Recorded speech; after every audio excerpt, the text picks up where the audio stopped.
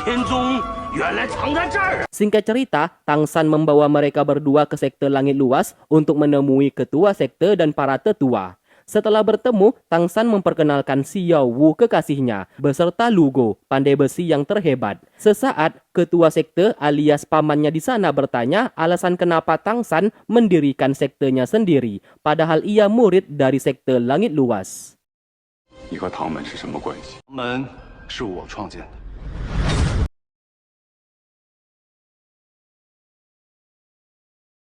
Tang San menjelaskan alasan ia mendirikan sekte untuk mengumpulkan semua orang dalam menghadapi kuil roh. Tidak hanya itu, keempat klan pengikut sekte langit luas sudah bergabung ke dalam sekte Tang miliknya. Mendengarkan itu, mereka semua pun begitu sangat terkejut dan merasa bangga. Karena bagaimanapun juga, sekte langit luas sangat bersalah kepada keempat klan di masa lalu. Sesaat para tetua mempertanyakan janji Tang San. Di sana, Tang San lalu menunjukkan cincin roh 100.000 tahun dan ia berhasil memilikinya, yang dimana tandanya ia sudah memenuhi salah satu janjinya. Yang kedua, kekuatan rohnya kini sudah mencapai level 80. Melihat itu, para tetua sangat bangga kepadanya. 你离开那么短的时间就完成了长老对你的，看来真是不负宗门对你的。 好，你想做什么，就放手去做。宗会是你永远。 Tang San lalu mengajak pamannya untuk mengobrol empat mata dan menitipkan Xiao Wu kepada sang bibi. Singkatnya, Tang San menjelaskan senjata bunga pir badai kepada sang paman yang hanya bisa dibuat menggunakan palu langit luas milik sang paman. Maka dari itu ia membutuhkan bantuan. Tentu saja sang paman bersedia membantu karena semuanya ini demi menghadapi kuil roh. Lu Go menjadi sangat senang keinginannya untuk membuat senjata bunga pir badai akhirnya terwujud. 你是答应了？靠你了，靠你了！大伯，谢谢你。 Setelah itu, sang paman menjelaskan terdapat 3 orang master roh yang memiliki level kekuatan 99, puncak sebuah kekuatan di dunia ini. Salah satunya adalah ketua sekte langit luas terdahulu, kakek buyutnya Tang San yang bernama Tang Chen. Dan satunya lagi adalah Qian, pemimpin kuil roh terdahulu. 令人，在这个世，一个99级的封号斗罗就够了。如果你眼中只有99，你就永远留在这儿吧。 Di saat dulu mereka berdua saling bertarung untuk membuktikan siapa yang terkuat di dunia ini. Namun pertarungan mereka selalu seri dan masih belum diketahui siapa pemenangnya. Tang Chen pergi meninggalkan sekte langit luas untuk berlatih supaya bisa menembus level 100. Sayangnya sampai sekarang Tang Chen keberadaannya masih belum diketahui apakah masih hidup atau tidak. Sedangkan Qian telah menjadi tetua di kuil roh dan tidak mau ikut campur lagi ke dunia bela diri. Tang San lantas bertanya siapa satu orangnya lagi yang memiliki kekuatan roh level 99. Sang paman menjawab orang itu adalah pemilik Pulau Dewa Laut, tempat yang ingin didatangi oleh Tang San. Bisa dikatakan ia adalah yang terkuat untuk saat ini. Tidak ada yang bisa mengalahkannya karena Pulau Dewa Laut merupakan wilayah kekuasaannya. Mendengarkan itu, Tang San semakin ingin pergi ke sana. Sang paman hanya bisa meminta ia untuk berhati-hati dan satu hal lagi, ia tidak boleh membunuh apabila sudah di Pulau Dewa Laut, apapun yang terjadi. 我给你2个忠告：一，尽情暴力；一定要小心谨慎；第二，在岛上杀人。我记住了。 Di waktu bersamaan, Qian, tetua kuil roh, membantu Rensu, cucunya di sana, untuk memasukkan tulang roh dalam menyempurnakan kekuatan roh milik Rensu. Sesaat ia teringat di masa lalu yang dimana sang ibu memperlakukannya bukan seperti anak sendiri, melainkan seperti sebuah senjata pembunuh. Bahkan sifat dan karakternya dilatih untuk menjadi kejam dan tidak boleh berbelas kasihan. Dan hal itu sebenarnya bertolak belakang dengan sifat aslinya yang tidak ingin menjadi kejam. Saat sedang bersedih, ia hanya bisa mengadu kepada sang kakek dan merasa Bibi Dong bukan seperti ibu kandungnya. Semenjak hari itulah, Rensu memiliki ambisi untuk menjadi jauh lebih kuat dan melengsarkan posisi ibunya dari ketua kuil roh.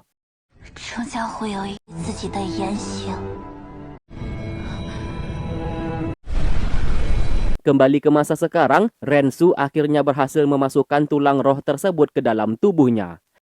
记住，要心无旁。知道了，爷爷。 Sementara itu, Tang San membawa Xiao Wu untuk diperkenalkan kepada sang ayah, sekaligus menceritakan apa yang sudah terjadi antara mereka berdua. Tidak hanya itu, ia juga memberikan sebuah tangan beserta kaki palsu untuknya. Sang ayah tentu saja sangat senang Xiao Wu baik-baik saja, meskipun ingatannya masih belum kembali. Tang San berkata kedatangannya ke sana untuk meminta restu karena ia ingin segera menikahi Xiao Wu. Tentu saja sang ayah merestuinya dan meminta mereka berdua untuk menikah sekarang juga. Tiba-tiba ingatan Xiao Wu keluar dari lautan batin milik Tang San dan bisa kembali ke tubuhnya. Meski itu hanya untuk sesaat saja, namun hal itu dilakukan oleh Xiao Wu untuk menikah dengan Tang San. 我希望您还有母亲能做一个见证。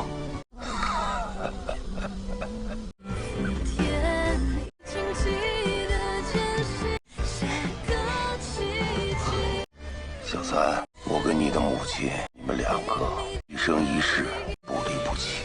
唐三，小五，小三。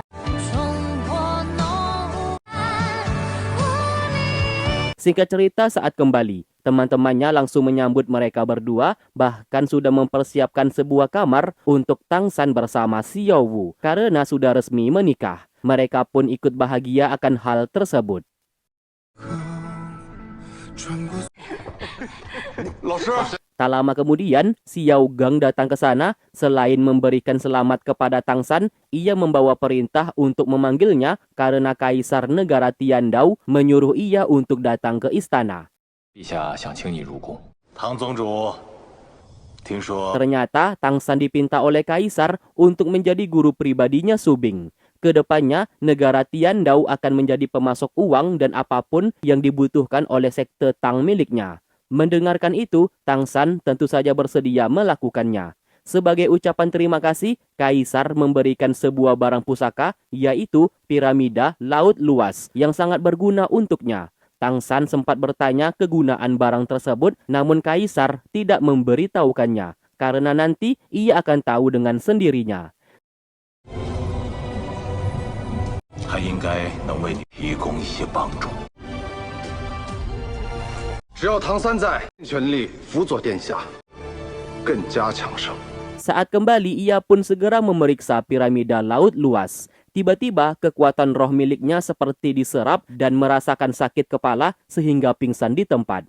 Siapa sangka, di dalam piramida laut luas terdapat sosok yang belum diketahui identitasnya.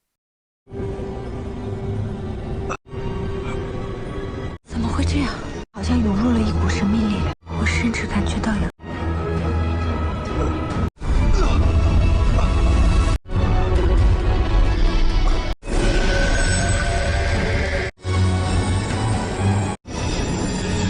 我终于找到一个能承受瀚海之力的人，看你能否承受接下来的考验。 Keesokan paginya, Tang San telah sadar dan dikerumuni oleh teman-temannya yang bertanya kenapa ia pingsan dan apa yang telah terjadi. Tang San lalu menunjukkan piramida pemberian dari Kaisar, karena barang itulah ia tiba-tiba menjadi pingsan. Penasaran apa yang ada di dalam piramida itu, Tang San menyalurkan kekuatan rohnya. Siapa sangka piramida itu menyimpan sebuah kekuatan yang sangat besar. Tiba-tiba seluruh tubuhnya memiliki tulang roh, mulai dari kepala, tangan, tubuh beserta kakinya.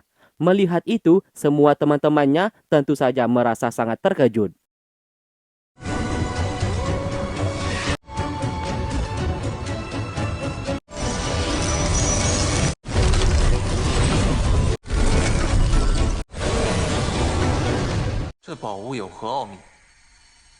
Setelah itu, Tang San akhirnya tahu apa kegunaan barang tersebut. Ia pun segera menunjukkan kepada teman-temannya. Yang pertama, piramida itu dapat membuat sebuah pelindung yang sangat kuat. Lalu kemudian dapat mengurung seseorang di dalamnya, sehingga lawan yang mereka hadapi akan mati secara cepat. Masih banyak lagi kegunaan yang tidak bisa dijelaskan oleh Tang San kepada mereka. Namun intinya, barang pusaka itu sangat berguna untuk melindungi mereka yang akan pergi ke Pulau Dewa Laut.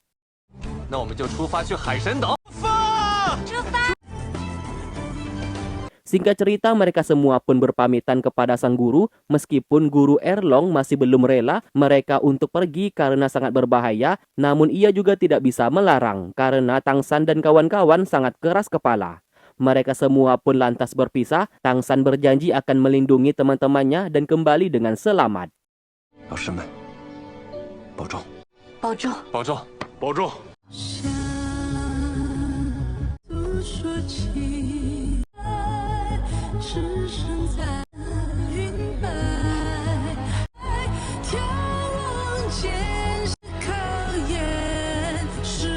Di waktu bersamaan, Bibi Dong teringat di masa lalunya. Di saat itu, ia diikat layaknya seorang tawanan oleh Sun Ji, ketua kuil roh. Bisa dikatakan ia sudah dilecehkan sehingga mengandung seorang anak. Di sana, Sun Ji menunjukkan surat dari Xiao Gang. Saat dibaca, Bibi Dong sangat terkejut dan patah hati. Xiao Gang telah memutuskan hubungan mereka berdua. Ia pun menjadi seperti orang gila. Sun Ji lalu berkata, satu-satunya orang yang mencintai Bibi Dong adalah dirinya. Terlebih lagi, anak mereka sebentar lagi akan segera lahir.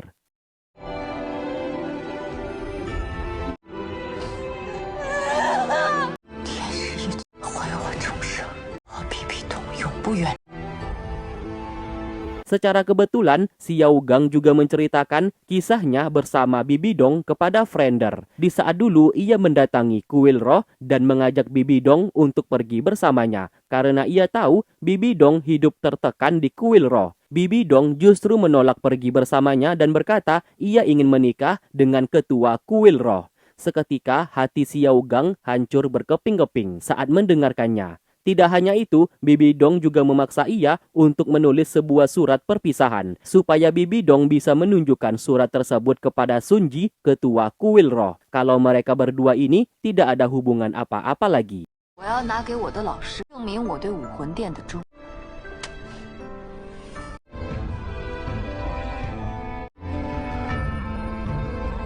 Dari sinilah bisa kita simpulkan Bibi Dong yang ditemui oleh Xiao Gang di saat itu bukanlah Bibi Dong yang asli. Dan ini memang sudah direkayasa oleh Sun Ji untuk menghancurkan hubungan mereka berdua. Supaya seolah-olah Bibi Dong merasa Xiao Gang yang meninggalkannya. Begitu juga sebaliknya. Namun sayang antara Bibi Dong bersama Xiao Gang masih belum mengetahui kebenaran tersebut.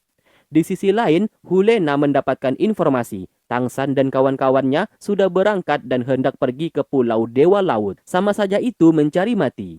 Mendengarkan hal tersebut, Hulena seketika langsung terdiam tanpa sadar ia mengkhawatirkan Tang San.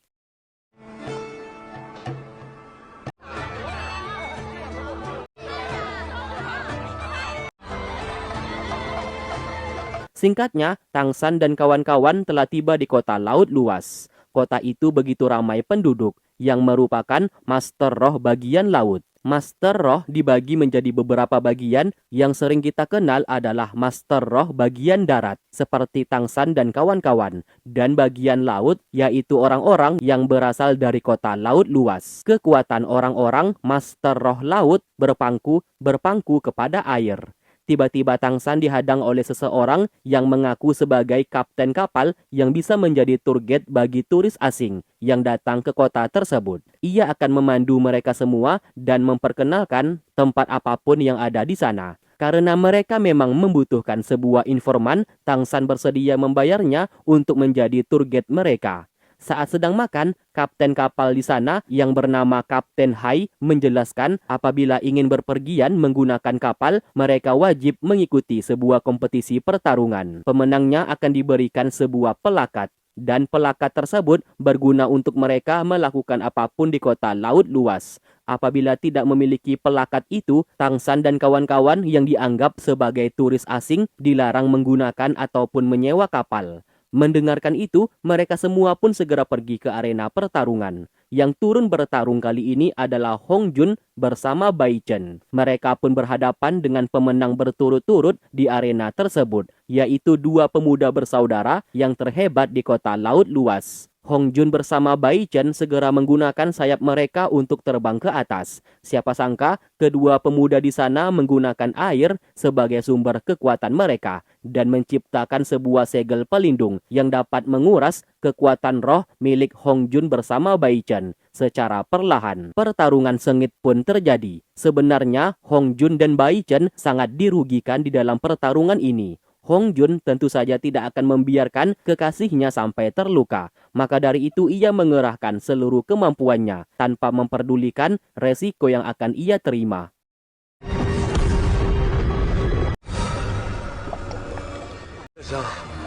这个水木所耗元气，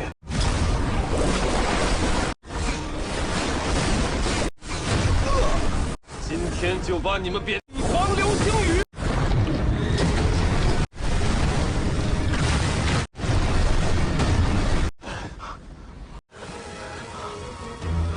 我凤凰可是专克你们。